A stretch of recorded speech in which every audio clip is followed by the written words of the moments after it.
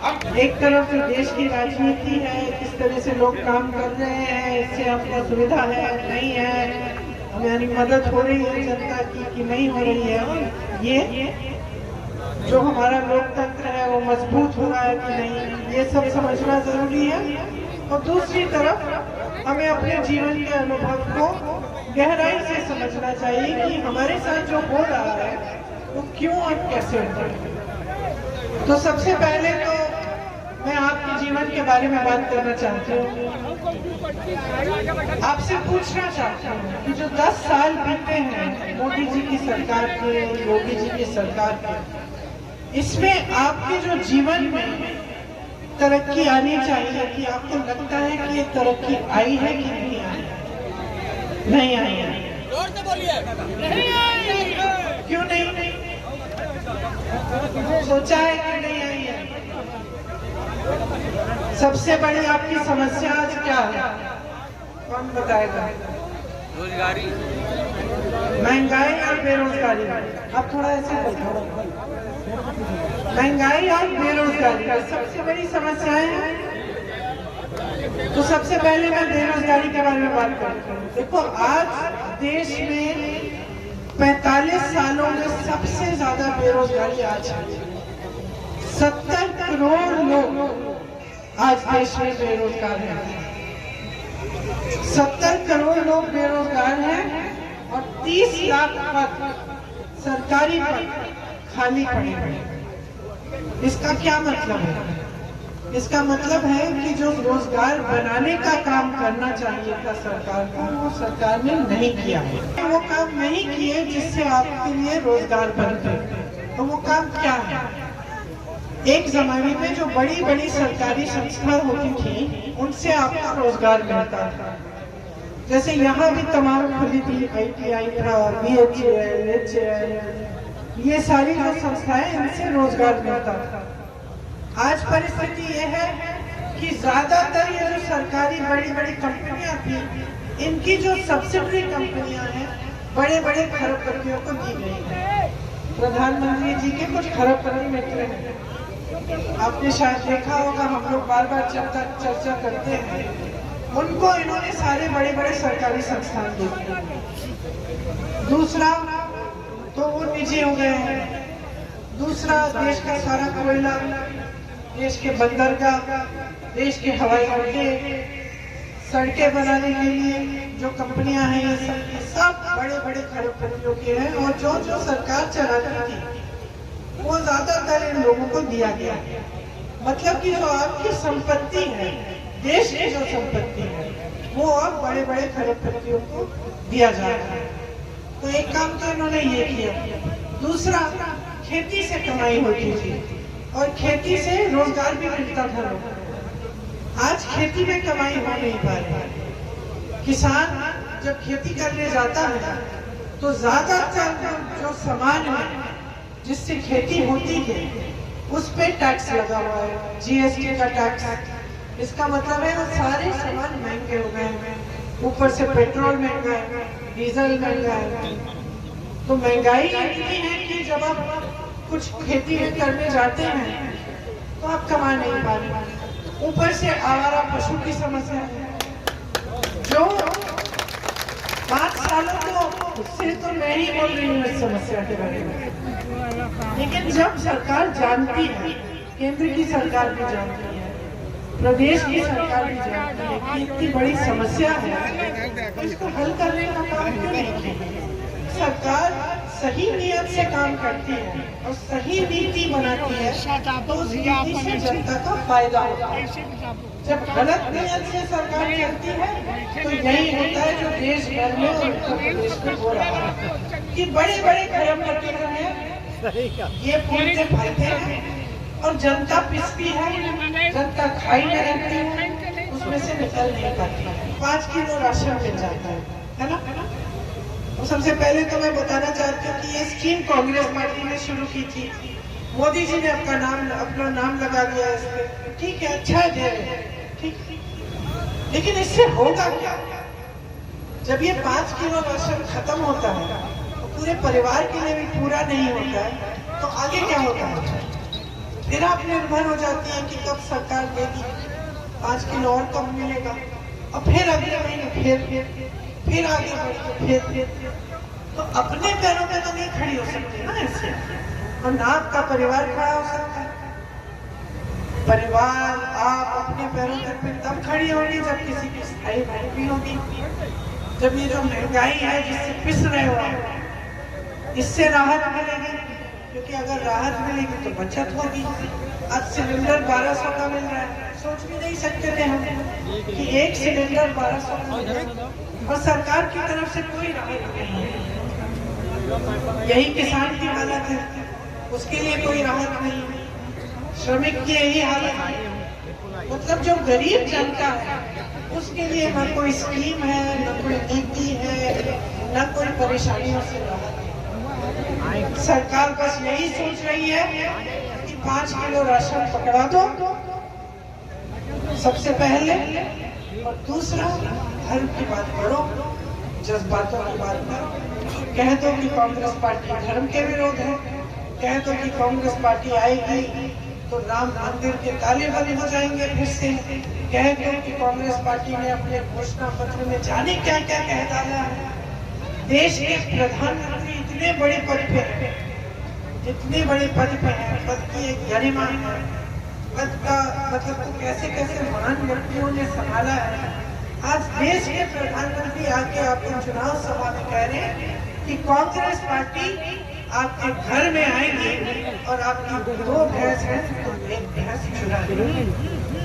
आप सोचिए, मतलब अगर प्रधानमंत्री ये बात नहीं कहते तो हम लोग हंसते कि भैया क्या बेवकूफी की बातें कर रहे हो कि हमारे घर में घुसकर कोई नेता आएगा हमारी भैंस चोरी कर देगा कांग्रेस पार्टी का। सच्चाई क्या है? सच्चाई ये है कि इनकी भैंस गई पानी।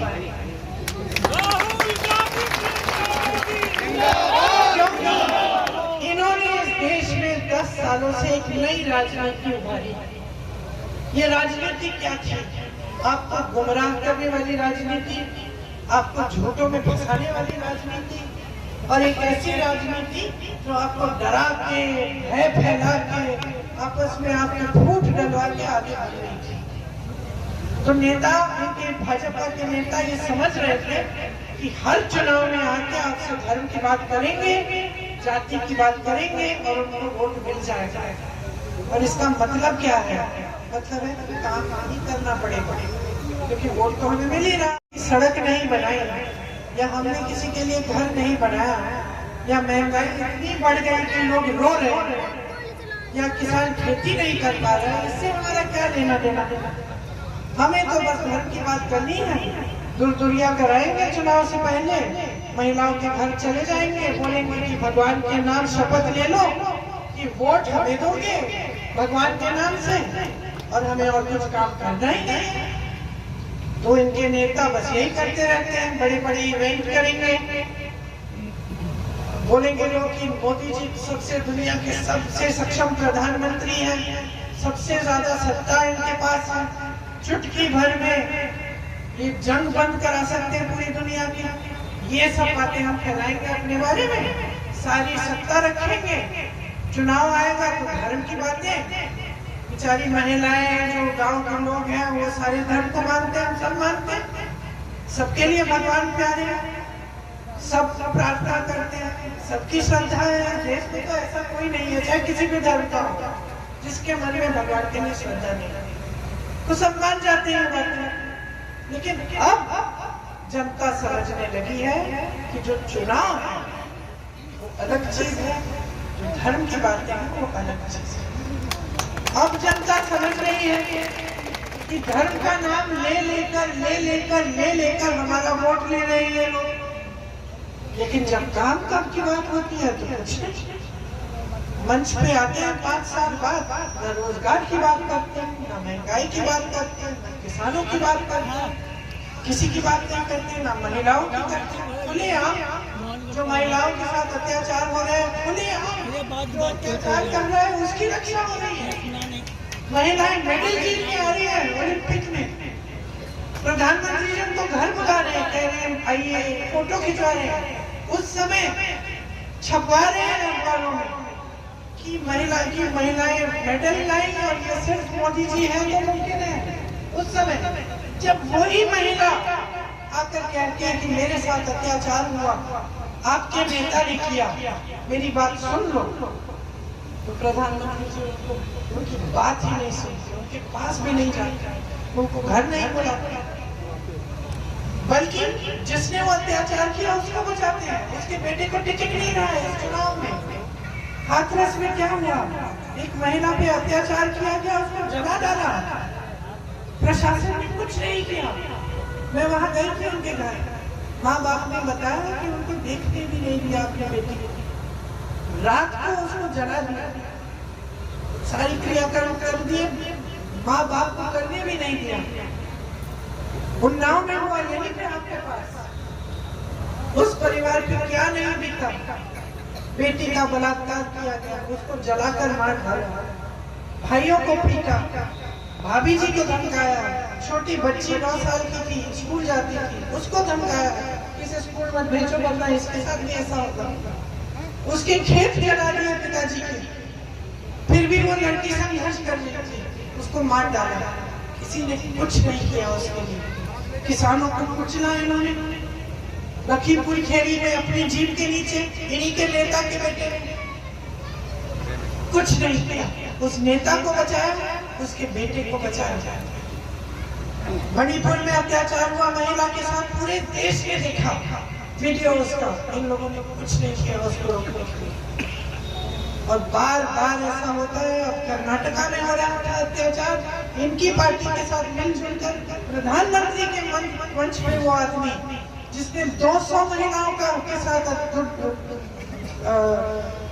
अत्याचार किया है, 200 महिलाओं के साथ प्रधानमंत्री खड़े हैं उसके लिए वोट मांग रहे हैं। जब बात बाहर आती है वो विदेश चले जाता है, और प्रधानमंत्री ऐसा करते हैं जैसे दुनिया के सक्षम प्रधानमंत्री, और उनको पता नहीं चला कि ये आदमी भाग विदेश चले गए।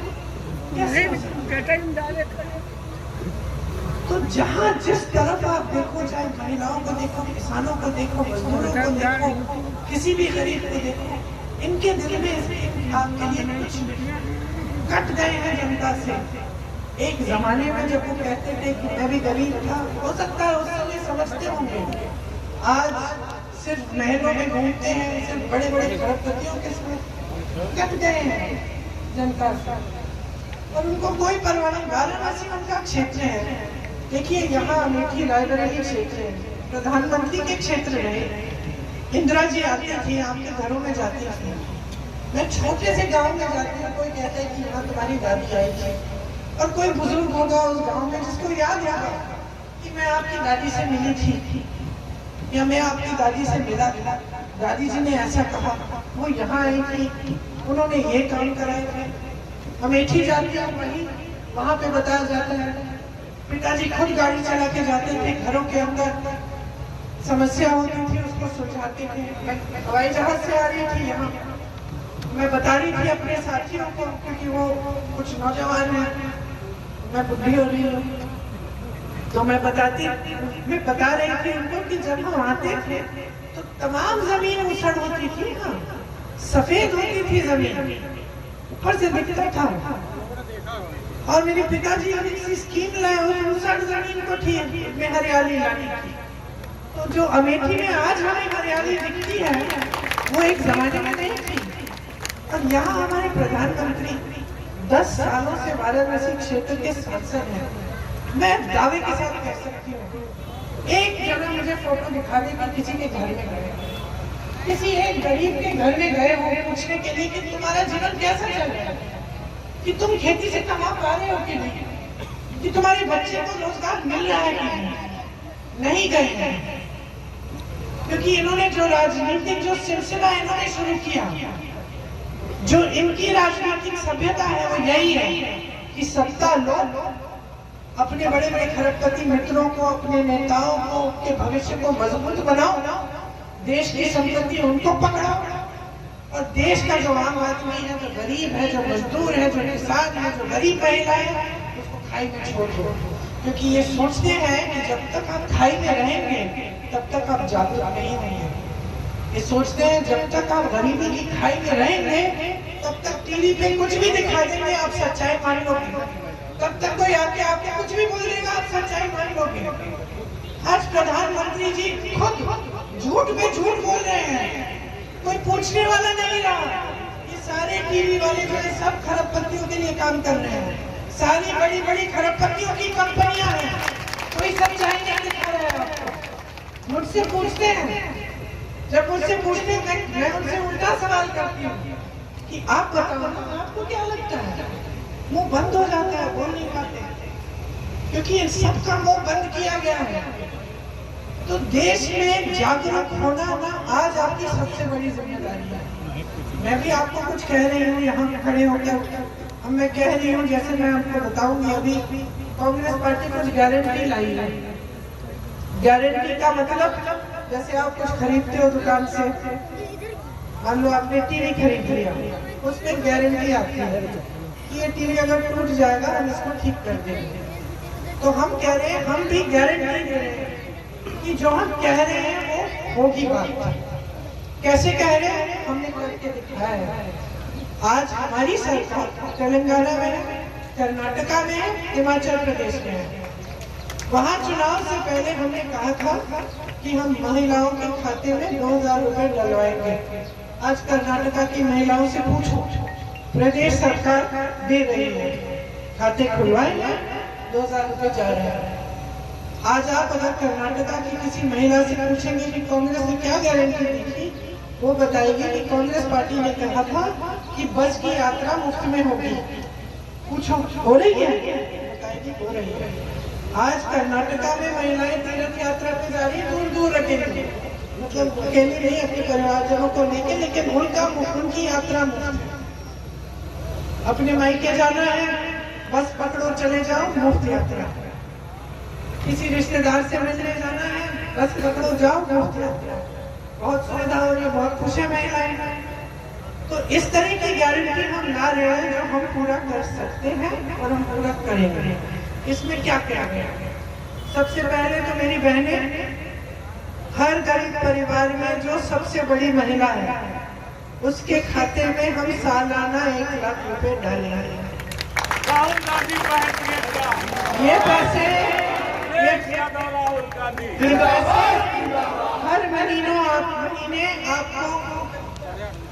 हर महीने आपको 8500 रुपए मिलेंगे और पूरे साल में आपके 1 लाख हो जाएगा। इसके अलावा जो सरकारी नौकरी है उस 50% सब महिलाओं को मिलेंगी, मतलब आधी नौकरियां महिलाओं को मिलेंगी। इसका मतलब ये नहीं है कि जो पहले से आरक्षण है वो जाएंगे, वो सारे पहले के आरक्षणों के तहत। तो मान लो अगर ओबीसी का आरक्षण है अपना, उसमें से फिर आधी ओबीसी महिलाएं होंगी, आधे, ठीक है। तो एक ये है। तीसरी बात, आशा, आंगनबाड़ी और जो मिड डे मील वाली महिलाएं हैं, उनका मानदेय बहुत समय से वहीं का वहीं अटका हुआ। मैं जानती हूँ कि आप 9 महीनों के लिए एक महिला को अगर देखती हैं जो आशा बहुएं हैं, फिर आपको अंत में पूरे पैसे भी नहीं मिलते। तो हमने कहा है कि जो केंद्र सरकार की तरफ से पैसे आते हैं मानदेय के लिए, उसको दुगना किया जाए, मतलब आपका मानदेय बहुत बढ़ जाएगा। किसानों के लिए जितनी भी सामान आप खेती के लिए इस्तेमाल करते हो उसको हम जीएसटी मुक्त कर देंगे, मतलब जो महंगे पड़ रहे हैं वो सस्ते हो जाएंगे। आपकी कर्ज की माफी के लिए एक स्थायी आयोग बनेगा, ताकि जब कर्ज में होंगे, अगर आप कागज दिखाएंगे तो आयोग के द्वारा आपके कर्ज माफ हो सकेंगे। जो न्यूनतम समर्थन मूल्य का विषय है, न्यूनतम समर्थन मूल्य आपका अधिकार बन जाएगा, मतलब कानूनी अधिकार बनाएंगे। तो जो आपको आपकी खेती के उपज के लिए आपको मिलना चाहिए सरकार से, सरकार को देना ही पड़ेगा। फिर नौजवानों के लिए 30 लाख जो पद खाली हैं उनको भरा जाएगा। इसके अलावा 5000 करोड़ रुपए का फंड बनेगा कि कोई नौजवान अपनी छोटी सी कंपनी खोलना चाहे, छोटा सा यूनिट खोलना चाहे, कुछ बनाना है, खुद अपना बिजनेस करना है, उसके लिए आपको सुविधाएं इस फंड से मिलेंगी। स्नातक पास जो बच्चे हैं उनके लिए एक और गारंटी है कि देखिए जो अमीर लोग हैं और जो बड़े बड़े परिवार के लोग हैं, जब बच्चा पढ़ लिख लेता है तो उसको एक अप्रेंटिसशिप या इंटर्नशिप में भेज देते हैं। उससे वो सीख भी लेता है, जैसे कोई व्यापार है कुछ है उसके बारे में सीख लेता है, उसके साथ साथ उसको थोड़े बहुत पैसे भी मिल जाते हैं तो उसका गुजारा हो जाता है। लेकिन ये सुविधा गरीब बच्चों के लिए आज तक उपलब्ध नहीं है। हम कह रहे हैं कि गरीब परिवारों में जो बच्चे स्नातक पास हैं उनको भी सालाना 1 लाख रुपए तक की हम अप्रेंटिसशिप कराएंगे। मतलब आप पढ़ो लिखो, आपको एक अप्रेंटिसशिप दिलवाएंगे जिससे आप काम कर पाओगे जब तक आपकी स्थायी नौकरी नहीं मिलती, और आपको 1 लाख रुपए हर साल मिलेंगे। तो आपको समझना पड़ेगा कि हमारी नीतियों और उनकी नीतियों में फर्क क्या है। हमारी नीतियां ये हैं कि जो देश की संपत्ति है वो आपके हाथों में आनी चाहिए। तो ये जो गारंटी है, ये जो स्कीम है, इसके जरिए हम आपके हाथों में डालना चाहते हैं। किसान को मजबूत बनाएंगे। जब हम किसान का कर्ज माफ करेंगे तो मजबूत बनेगा। जब हम बड़े खरबपति के कर्ज माफ करते हैं जैसे मोदी जी करते हैं, क्या होता है? किसका भला होता है? उसी का भला होता है। 16 लाख करोड़ रुपए मोदी जी ने बड़े बड़े खरबपतियों के माफ कर दिए। यहाँ उत्तर प्रदेश में किसान आत्महत्या करता है अगर 1 लाख रुपए का कर्ज नहीं भर पा रहा है। बेटी की शादी होती है, कर्ज देता है, ज्यादा ओले पड़ गए, कुछ नुकसान हो गया, भुगतान नहीं मिलता है उसको। हमारी एक और गारंटी ये भी है कि 30 दिन के अंदर अंदर आपको पूरा भुगतान मिलेगा अगर नुकसान होता है। तो बात यह है कि अगर पूरी सरकार सिर्फ कुछ गिने चुने लोगों के लिए चलेगी और सिर्फ राजनीति इन बातों पे होगी जिससे आपके जज्बात जुड़े हुए हैं, जिससे चुनाव के समय कोई आके आपको फुसला सके, आपसे शपथ दिलवा देंगे भगवान के नाम पे कि आप उनको वोट देंगे, लेकिन आपके नाम पे एक काम करने के लिए राजी नहीं होंगे, ये गलत राजनीति है। और जो सही राजनीति है उसकी नींव रायबरेली अमेठी की जनता ने डाली है। सही राजनीति क्या होती है? जहां जवाबदेही होती है, जहां जनता आए आपके यहाँ, अब नेता आए आपके यहाँ और आप पूछो नेता से कि मेरा काम क्यों नहीं किया। ऐसा होता था जैसे मैंने आपको बताया, और हमेशा यही परंपरा रही है मेरे परिवार के साथ। कांग्रेस पार्टी की भी यही परंपरा है। हम जानते हैं वोट लेना है तो काम पे लेना होगा, काम नहीं किया तो वोट नहीं मिलेगा। लेकिन देश में जो सिलसिला बदल रहा है कि नेता सोचते हैं कि कुछ भी कर लेंगे, चुनाव के समय धर्म की बात करके वोट ले लेंगे, ये अच्छा सिलसिला गलत रास्ता। आपने यहाँ पे 103 साल पहले अंग्रेज साम्राज्य के खिलाफ आंदोलन आपने किया, रायबरेली के किसानों ने किया। एक पासी नेता थे उस समय, वो खड़े हो गए, सब किसानों को इकट्ठा किया और उन्होंने आंदोलन किया। हमारे परिवार के सदस्यों ने सुना कि वहां आंदोलन हो रहा है, तब वो आए आंदोलन का समर्थन करने और आपके साथ आंदोलन में शामिल होने के लिए। लेकिन जागरूकता किसकी थी? आपकी जनता की थी। रायबरेली की अपनी जागरूकता थी कि आपने उस समय भी आंदोलन किया। तो जब लोग कहते हैं कि आप हमारे परिवार से जुड़े हो, हम तो आपकी पुकार सुन के आए, आपका मिसाल देख के आए। हमने देखा, मोतीलाल नेहरू जी ने देखा, जवाहरलाल नेहरू जी ने देखा कि ये तो किसान ये खड़ा हो गया है, इतना बड़ा साम्राज्य, इतनी सत्ता, और किसान, गरीब किसान खड़ा हो गया, ये आंदोलन कर रहे हैं। तभी आए, आप खींच के लाए हो। और तब से 4 पुश्तों पहले से 4 पीढ़ियों बाद आज भी हम इसीलिए आपके साथ जुड़े हुए हैं, क्योंकि ये इस देश को सही दिशा दिखाने वाले हमेशा आप रहे हैं। कभी कभी हमसे भी गलतियां हुई, आपने दंड दिया, इंदिरा जी जैसी हस्ती को आपने एक बार यहाँ से हरा दिया, क्योंकि आपको लगा कि जो लोकतंत्र के लिए ठीक नहीं है जो हो रहा है। इसीलिए मैं आज आपके पास आई हूँ, क्योंकि आज फिर से लोकतंत्र के लिए ठीक नहीं है जो हो रहा है। जो हो रहा है देश में आज कि लोकतंत्र को कमजोर किया जा रहा है, जनता को कमजोर किया जा रहा है, संविधान बदलने की बातें हो रही हैं। जिस संविधान से आपको अधिकार मिलते हैं, आपको आरक्षण मिलते हैं, जिस संविधान आपको, जो संविधान आपको वोट देता है कि आप नेताओं को बदलो, आज ये परिस्थितियां आ रही है देश में कि किसी को मालूम नहीं है इसके बाद चुनाव होगा भी। तो समझ लीजिए कि देश की क्या परिस्थितियां हैं और ये चुनाव इतना महत्वपूर्ण क्यों है। जो नेता आपके यहाँ लड़ने आ रहे हैं, मेरे बड़े भाई राहुल जी, वो 4000 किलोमीटर पैदल कन्याकुमारी से कश्मीर तक चले हैं। वो 4000 किलोमीटर और मणिपुर से मुंबई कहीं से गए, 4 महीने पैदल चले आपकी समस्याओं को सुनने के लिए, ये समझने के लिए कि ये देश क्या चाहता है हमसे, ये समझने के लिए कि देश का गरीब, देश का किसान किन समस्याओं से जूझ रहा है, और इस देश को ये कहने के लिए कि ये देश कभी मजबूत रहेगा जब हम सब एक रहेंगे। ये जो झूठ फैलाई जा रही है इससे आपका फायदा नहीं है। बहनों भाइयों, परिवार के बारे में सोचो। परिवार में 2-3 भाई हैं, मुखिया खुद लड़ा रहा है कि एक भाई को कुछ कहता है, दूसरे भाई को कुछ और कहता है, लड़ा रहा है। फायदा किसका हो रहा है? परिवार का फायदा हो सकता है, परिवार की कमाई हो सकती है, इन परिस्थितियों में नहीं हो सकती। इन लोगों को सत्ता मिल रही है।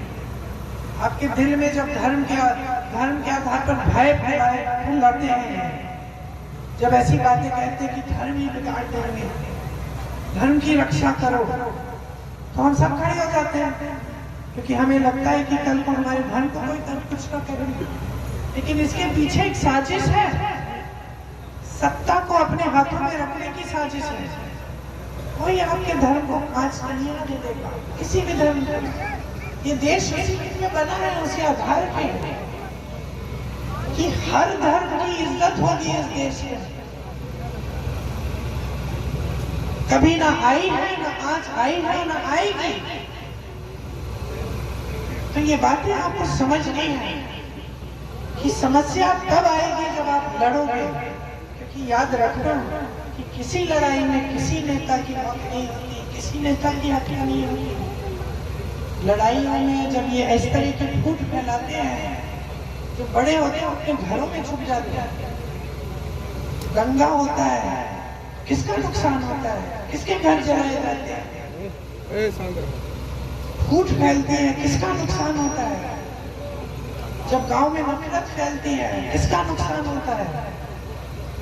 किसी नेता का नहीं होता। नेता तो फायदा उठाता है, खासतौर से इस तरह के राजनीतिक दल जो चुनाव के समय आपसे धर्म के नाम पे वोट मांगते हैं, वो फायदा उठाते हैं, नुकसान आपका होता है। तो आपको अपना फायदा चाहिए, अपना भविष्य मजबूत बनाना है, तो ऐसी पार्टी को चुनो जो समझती है कि राजनीति एक बहुत बड़ी जिम्मेदारी है अपने देशवासियों के प्रति, जो आपको लड़ाएगी नहीं, जो आपको मजबूत और एक रखेगी।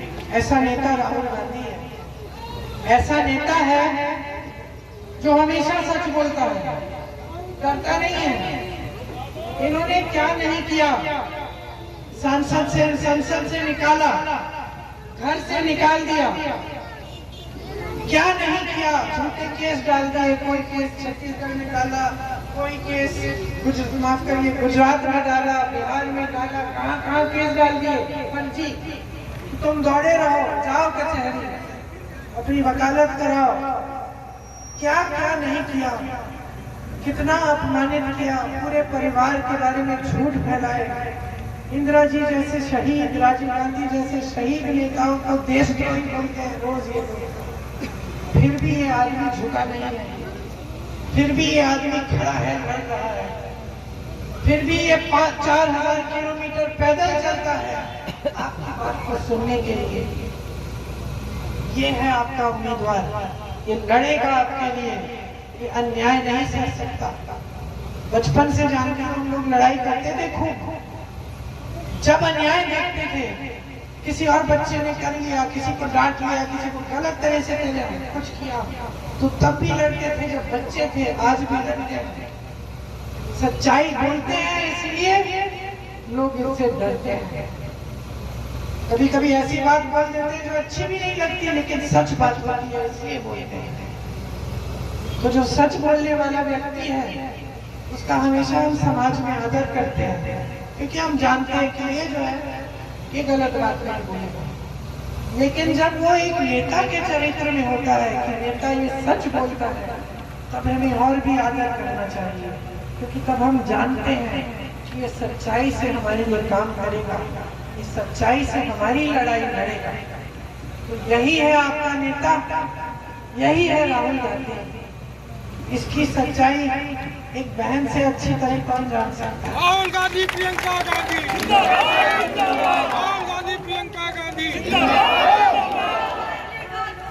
बदले सारा हिंदुस्तान, बदले सारा हिंदुस्तान। किया है, की है, जीवन भर की है, माता पिता ने की है, दादी दादा ने की है, परदादा ने की है, सबने सेवा की है।